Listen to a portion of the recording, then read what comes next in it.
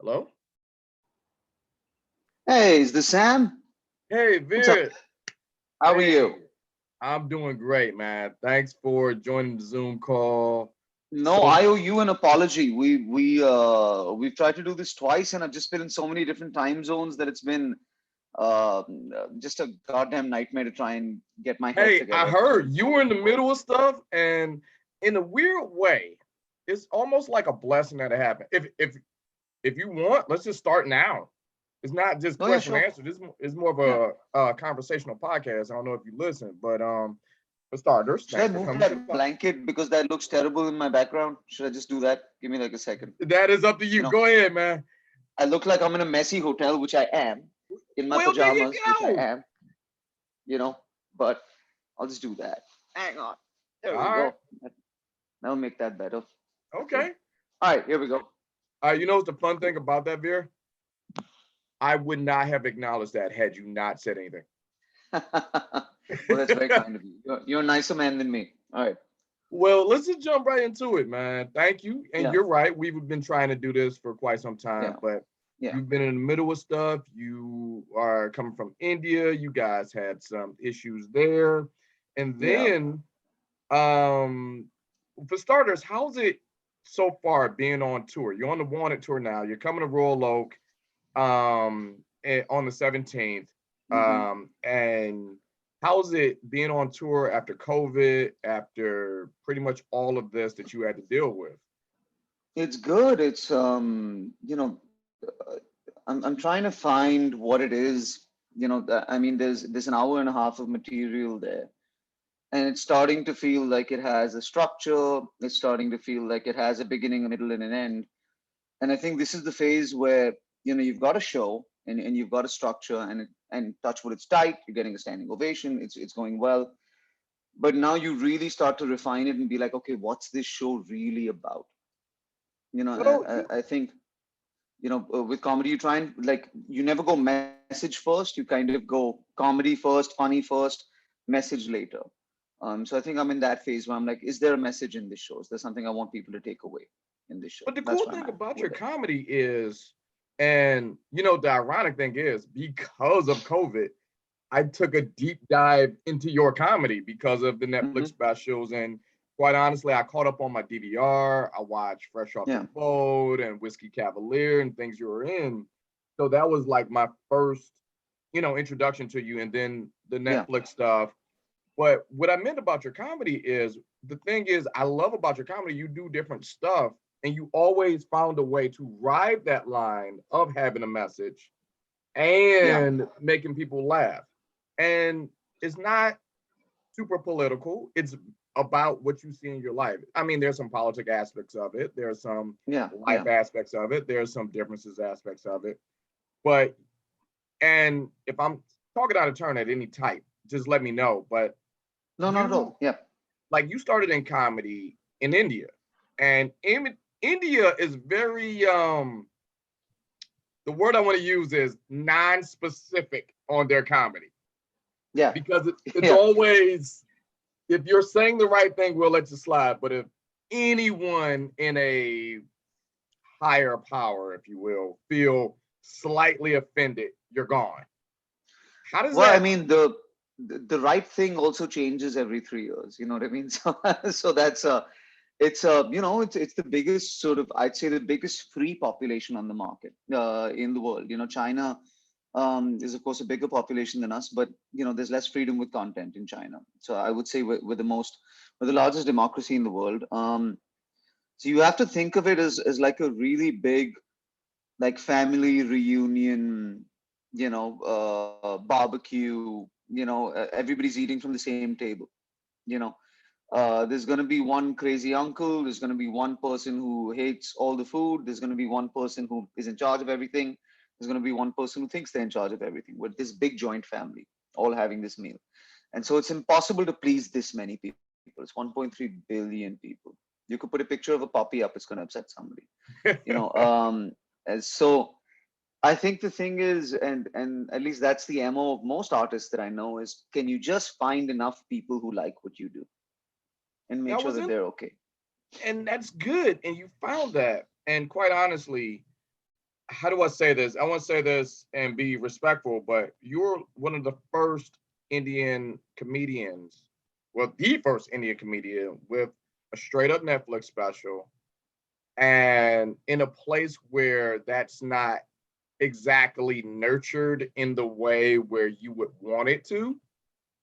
How does that Hmm. feel? Because when you return, you're like this big brother figure. And I want to use a person. I'm not identifying them with you, but take a person who just kind of went through something without getting into too many specifics, like Needy Palta. Yeah, I like her. I think she's yeah. funny. And when she goes through this level of scrutiny, if that's the word I want to use, do you pat her on the back and say like, "Hey, look, I've been there," or is there other comedians? And I'm just using her as an example. Neeti's lovely. I've known Neeti for years, but yeah, I am. You know, the thing with comedy is what I love about it is it's very democratic in that, you know, a newbie can have the better night from a pro at the club that night, right? In that sense, whoever's got the material that evening. But I do, whenever Indian comedians are in trouble, I do get a phone call. You know, just being like, "Yo, what do you do?" And then you're like, "All right, blah blah blah." You know, we don't get to do it publicly too much, but privately we're really quite a supportive network of each other. Okay. You Now know, I know we talk about this, but one of the cool things I love about your comedy is that you're not afraid to push limits. You're not afraid to get personal. You talk about failing in Bollywood. You talk about hmm, not exactly being the smartest member of your house. yeah. You talk about different things, and I love it because, and I want to give you this phrase. I don't know if you ever heard it. You come to the stage with last day of school energy, and I love it. What does that mean? I'll tell you what that means. With last day of school energy is just that. On the last day of school, there's no repercussions. So if you wanted to talk Yeah, to that cheerleader, you can, because if you fail, no one knows. It's over. It's just you're going into summer vacation. You can take that L, but you never have to deal with the consequences in a weird way. You never yeah, have to, or your excuse me, let me rephrase that. The consequences may happen, but it's so the pressure is off so hard to the point you're just going to just straight up do it. That bully who's been giving you hell all year, if you punch that bully in the face, what's going to happen? You're going home tomorrow because this is the last day of school. So I love that energy you get. Something tells me this is the first time someone brought this up to you. somebody said, but man, I have to give it to you. That's really well put, because it's like you put your finger on something that I believe, which is I never thought I'd be able to do this. You know, like, if you understand where I come from, I'm 5'8", showed up in Bombay with a suitcase, right? So the fact that I get to do Bollywood movies or act in things or produce things is A, insane. B, when I showed up, there was no stand-up scene. You know, there was, at least for English, there was just zero clubs, there was zero theaters, there was nobody to come and see you. And now I'm profoundly aware every time I go on stage that this may be the last time I get to do this. You know what I mean? Or I may not get to do this over here for much longer, etc. So it very much is that energy in terms of you know, leave everything out on that stage. You Exactly. know? And I don't know if it was coined that phrase before, but that does come across. Um, and I know you're tired of talking about this, but I just kind of want to put a pin in Yeah. there. The two Indias. Like Hmm. I got a chance to watch that. Yeah. And maybe it's the Western civilization in me or being able to say that. And I watched it and I was like, all right, where's he wrong? Like, because from my point of view is you're telling your point of view. This is what Hmm. you see. However, how it translates more and more in Indian population is like, hey, why are you running us down? Well, the reason you're running us down is like, I don't even look at it like that. I'm holding you accountable for the things that are not, are not where they're supposed to be. You can't say one thing and do another. If you want to talk about it, cool. If you're tired of talking about it, I No, no, understand. not at all. I think most people that, you know, of course, there was a huge reaction, and I don't think you can. as an artist, I don't think you get to predict when you create a conversation or when you create a cultural moment, and so that's something that one definitely just kind of stumbled into. I wrote it at 7 a.m. and I did it at 7 p.m. That's why there's a paper in my hand, because I don't even remember the entire thing. The ethos of what I was trying to do is very much, if we're going to celebrate who we are, which we do a lot, we have to take a look at this other stuff as well. So because there's as much light as there is dark, there's as much good as there is bad. Um, I feel like most people who got it, understand that it comes from a really, really good place. But the thing that I've learned over time is there's no right way to do a speech like that. There's no right venue to do a speech like that. There's no right time to do a speech like that. It's going to upset people whenever you do it and wherever you do it. But hate is yelled and love is felt. So I think if you can get past the hate yelling, which is really quite a small group of people, then you'll discover why the video went viral and why there was all this support and why there was this big reaction. And it's because there's love and people resonate with that. So you just kind of have to ride out the hate enough to get to the love. You know, you just got to be passive through that, which is what So I've I'm learned. very, and this, I think my last point on this, or my last question on this, were you able to change a few minds? Because yeah, there was a huge backlash when you said it, Hmm. but I mean, the longer you sit down and let it marinate, were you able to change a few minds where it was just like, oh wait, Veer may have a point, Um, or are we not there yet? I don't think it's very fresh, but what I do know is about 145 brands and about 10 news anchors, some of whom had done bulletins just trashing me. And then politicians are using it on the floor of parliament. So, like, news anchors are going, are there two Indias? And politicians are going, there are two Indias.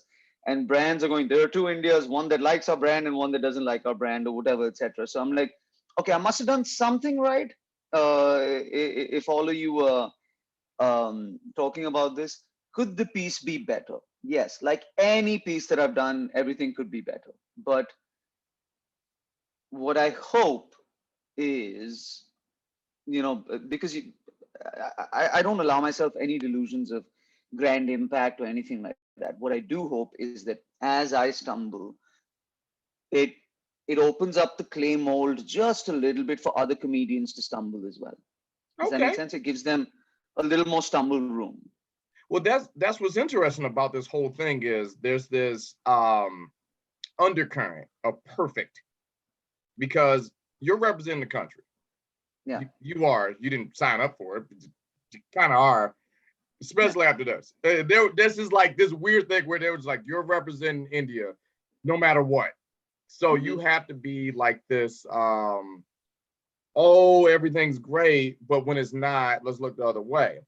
But there's this when I say this undercurrent of perfect is, and this high expectation of what perfect is supposed to be, you're can make a mistake. You're fine. Yeah. And because I've seen you stand up. It's awesome. I enjoy it, but by no stretch of the imagination did I think that was your first time getting on stage. Yeah. And since I already understand that, if you're giving a speech in that you just put that you wrote at 7 a.m. and you got to deliver this at 7 p.m. at a place where you didn't exactly think you would be doing this, Yeah. or like the spices aren't exactly right, you have to give margin of error. So I'm okay with that. Now, I'm getting a little bit off track here. Hmm. I understand the ramifications that which you are dealing with, or if you even are still dealing with it. But one of the Yeah. things how do you deal with the trolls? Because that is troll bait, like something Yeah. like No, it that. is. But I you don't you have to, one thing you have to realize is most trolling these days, at least political trolling, when you actually understand what it is, you'll understand that it is weaponized technology. These are, so the minute you do that, you don't take it so personally. You know Mhm. what I mean? Like, I was the number one trend in the country for 5 days, and then, like, somebody switched a light off. I wasn't even in the top 40 trends. So I went from number one to not a trend. You know, Yeah, and it. it's at that point you discover, and when you talk to lawyers, when you talk to journalists, they're like, just write it out. It's a 72-hour news cycle, or it's a 1 week news cycle. And what they kept telling me was like, if you're descending through the trending, that means that you were kind of a real thing, but Right. if you're just up there at number one, then you're just gone. It means that really the only people who are making you trend are being pushed to do so, right? Okay. So So, now that we got that, pretty you know, much. And all right, if I'm like again, if I'm out of school, mm, let me know. But you're pretty much counting on someone else to do something stupid. yeah, pretty much. And but I think, we're artists, we're a democracy. Everybody will have their moment in the sun. I've had my moment in the sun because of a speech, but I've also had my moment in the sun because of a bad movie. I've had my moment in the sun because of a bad tweet, or because of a routine that was tone deaf sometimes, Okay. etc. I think you gotta, man, God's been really kind. There's a Right. bunch of blessings. I've seen the world 4 times. You know what I mean? So how are you going to be like, I'm going to see the world 4 times and perform for everywhere in the world and then be upset at trolls? Fuck no. You know what I I mean? get Like, that. you have to be grateful and you have to take everything that comes with this profession. Now, Also, mhm, I am, if you look at the privilege part of it, I'm an upper caste, Hindu, heterosexual male. All right. It doesn't get much better than that in okay. India, Now, with right? that said, So my point is, there are comedians who don't have the privilege that I do. There are comedians that don't have the religion that I do. So if I'm not able to take a little heat okay. with my privilege, how the hell is, a Munawar Farooqi who went to jail, you know what I mean, who's a Muslim comedian, or a Dalit comedian, like, we have to take heat for each other. All right. Does All that make right. That makes sense? sense. Oh, it makes a ton of sense. Yeah. And speaking of blessings and speaking of privilege, I have to ask this question. It wouldn't be me if I didn't. What was the blessing of the person or thing that happened that was so stupid it got the heat off you? Or do I you don't know? know. Okay. No, I don't. I mean, I'm gonna be honest. It was a stressful week. My Yeah. big concentration at that time was on my family, because I know how to take care of this stuff and I know how to deal with this stuff. I've been in the limelight for 14 years. At no point did my wife or my parents sign up for this kind of scrutiny. So really, in moments like this, you're just trying to make sure that they're okay, because this is their first ride, their first rodeo, so to speak. Right. So you're trying to make sure that they're okay. So I was just focused on my family. Yeah, this would be one of the times you pray for Indian Kanye West to show up and just like it just take it all away. Just but all right, we're done being deep and we're done All doing right, all of no. that. But when you're on stage, here's Hmm. one thing I have seen, and especially in that's why I said this was kind of a blessing that we had so many gaps. I got a chance to kind of like double down and triple down on my research a little bit. There is a huge difference. Now I want to say, all right, let me rephrase that. There is a difference between on stage Veer versus Veer the homebody, the Veer Yeah, at home. Mainly because we don't know of all the dumb things you do.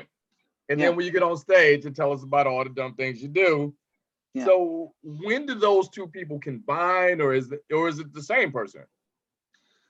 I'm very much like not a comic when I'm off stage, and I think to my detriment almost. Like, there are some people who live one life and really know how to coexist in that one life. And the minute I'm off stage, I'm shooting something, or I'm directing something, or I'm writing something, and so you have to be really different kinds of people. And so largely when I'm on my own, I'm just silent and boring as hell. So a lot of times, even I'm kind of like, I'm working at the cellar right now, right? And so every time I'm between these big shows, I'm just, Monday through Thursday, I'm at the comedy cellar. I'm doing like 3 or 4 spots a night, right? And it's lovely because it's comedians just hanging out. They do 15, they grab a beer, and they're so set in terms of interacting with each other. And I don't know how to do that. It's a learning curve for me Wait, whoa, because how do you not know how to just? talk. Your job is talking. How do you? No, How no, are no. you My, not? my job is talking, but you have to understand, like I grew up in India. My stand-up started in India where there was no scene when I started doing stand-up. By the time the Indian scene started, I was already doing kind of theaters and and doing movies and all of that stuff.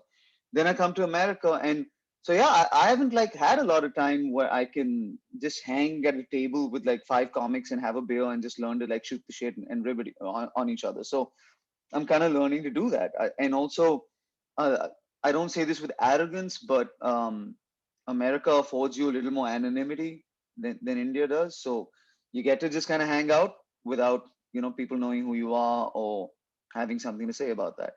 So it's nice. So I'm learning to do that. You know what I mean? Just to be like a New York comic. I'm up till 2 a.m. every night, which is exhausting because in India, show started 7 p.m. and we're in bed by 10. So. Okay, that's news to me. But like with your newfound learning how to hang out, which is I like honestly that when I hear that I'm just kind of like, wait, you don't. Either way, how is that more of a relief or is that more of is that more like because when you're the guy, apparently, all right, correct me if I'm wrong. When you're in India, you're the guy, everything you do to some degree is micromanaged. Hmm.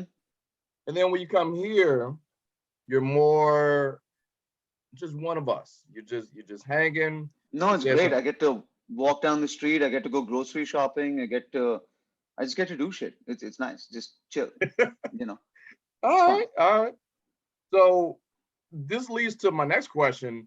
What are your WTF, what the fuck moments where you're just like, I can't believe this is happening to me right now? Not necessarily bad, like the two Indians thing, but good, where you're just kind of like, you say you get a chance to walk the street. So, like, in your case, if you are in India and you're shopping and you really need tomatoes that night or something, I don't know. You go to shopping here versus going to like a store here. What are your moments where you're just like, guys, I can't believe that that resonated with you? What are some moments like that? I um I mean, I'm always looking at what I can learn from like a new experience, right? So what I like is um what's been happening. I'll talk about recent stuff. So I've been at the cellar a lot. Chris Rock has been popping in and like testing an hour, just because I think him and Kevin Hart are going out on tour together, and That's correct. Yes, I can't wait to see that show. By the way, like me I'm either. getting tickets, But he's been popping by and doing an hour, and I've been following him because I'm on the lineup as well. So, he does an hour, and then I have to go on after Yeah, him. yeah. I'm You know, looking. Go on. um, it's a lovely feeling to just be terrified for an hour. You know what I mean? Just because you have to follow one of the best comedians in the world. Um, I don't get to feel that very often, so it's a very healthy, like cool feeling. And when I go up, and I've done it twice now, if I go up and I kill, or I'm able to follow strong, that's a very good feeling, for a crowd that doesn't know who I am. So it's good experience. You know what I mean? It's just Right. good grind is the way that I would put it, right? So that's been great about this trip. Just watching like great comics. I've seen like Chappelle and Kevin Hart, like a bunch of people just popping in, and I just kind of I'm being a student again, which is great because this year I've decided I want to kind of put myself through the grind and write the best show I've ever written, and that's what this tour is about as well. So there's that, and then there's also just kind of you know I love New York. I think I've discovered New York on this trip, so I think I might spend a lot more time here. I was kind of like Okay. walking around. I like crazy people screaming on the street. I like all of it. So yeah. All right. First of all, you're coming to Detroit, and we have that too. We Yeah. have to walking around. We have like I'm alive, so I know we have at least one crazy person here. And Nice. I did a little digging. I know Hmm. you love capital L, love Marvin Gaye and Aretha Franklin. I I'm just do. saying. My genre of music is 1969 to like 1977 R&B. Like There's that's this thing my called Motown. If you don't know yeah. about this, So So my dad, so I grew up in Africa, right? I grew up in Nigeria, and so my dad, like when we first got a CD player, right? He just went out and got this Motown collection, and then this R&B collection, and this soul collection, and that's really just what I grew up listening to because we had no other CDs. He could afford like 9 CDs, and all of them were this genre of music. Um, so that is my jam, like Smokey Robinson, Gladys Knight, Marvin Gaye, Aretha Franklin. That's who I love. Okay, 3 out of the 4 people you just named came from Detroit. So I Yeah. want to say this, Hmm. and this is I don't know what your schedule looks like. I know you're going to be here very soon. Yeah. If you have a couple of hours to kill, you may want to go to the Motown Museum. All right. Just Okay. just to say you did. And I know I sound a bit of like a homer here, but No, no, it's fine. here's where it gets interesting. Being here, we hear it so much that it's it's kind of like second nature to us, and we always go for Yeah. something else. But to a person who has, and I've seen this with my own experiences, whether it be my family or people who just plain don't live here, friends who come in and stuff like that. When they come here and they go to like the Motown Museum or they see things such as that, and they get a chance to like stand in a place where all of this stuff happened, which is like secondhand to us. Like I drive past it at least twice a week personally. And when you go there, you're just kind of like, oh my God. And there's like a change. I don't want to, not a bad change. It's sort of like you become a fanboy again. So for a person, I and this is think I just, may have lost you, man. Give me a what second. about now? Can you hear me? We're good. I'm going to just keep talking. What about now? How's the internet? I got 5 bars over here. So what about you? You're good? Veer? Still here? Hello? Hi. I think you're still here. You froze on me. You froze on me a bit. I have to do some massive better than. Oh, here he is. Here he is.